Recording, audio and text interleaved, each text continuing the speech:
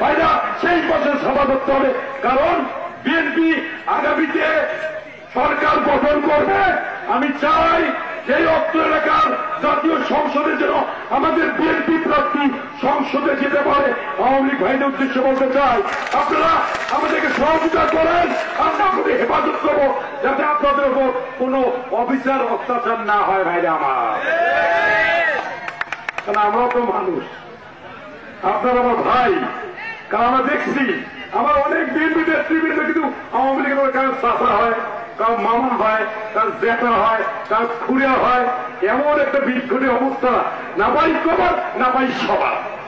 সেই জন্য মনে মনে সিদ্ধান্ত নিচ্ছি যে আওয়ামী লীগের নেতৃবৃন্দকে হেফাজত করে ওদের ভালো রাখি। ওরা ভালো থাক, ওদের যদি শুভ বুদ্ধির উদয় হয় ওরা আমাদেরকে এই নির্বাচনে আমাদের সহযোগিতা করে আমি এমপি নির্বাচিত করবে, এই আশাবাদ ব্যক্ত করে আমি আমার বক্তব্য শেষ করছি। খোদা হাফেজ।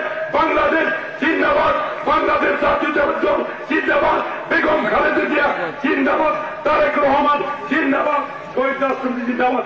আসসালাম।